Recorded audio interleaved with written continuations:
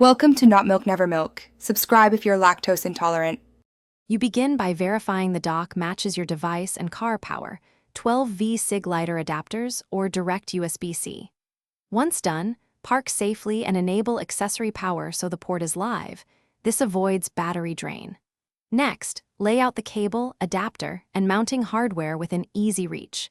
Make sure the dock has proper ventilation and a stable surface. You want predictable connection behavior. This initial setup reduces fumbling later and ensures the dock receives steady power when you plug in. You now secure the dock to its location, dash, console, or cup holder, using the bracket or adhesive and orient it for easy reach. Once mounted, route the cable along the shortest safe path. Tuck it under trim or behind panels and fasten with clips so it won't snag. Then connect the adapter to the car power source and check the LED or power indicator for a steady light. This confirms voltage stability. If the dock wobbles, re-tighten the mount before connecting your device to avoid stress on the cable. You finish by plugging your phone or tablet into the dock and watching for charging or data transfer confirmation.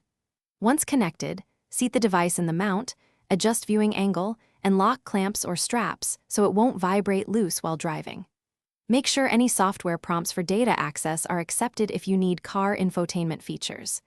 If you don't get power, check the car fuse, try a different port or cable, and make sure the adapter is fully seated. This single troubleshooting step resolves most issues. Thanks for watching. If this was helpful, leave a like and consider subscribing. See you next time.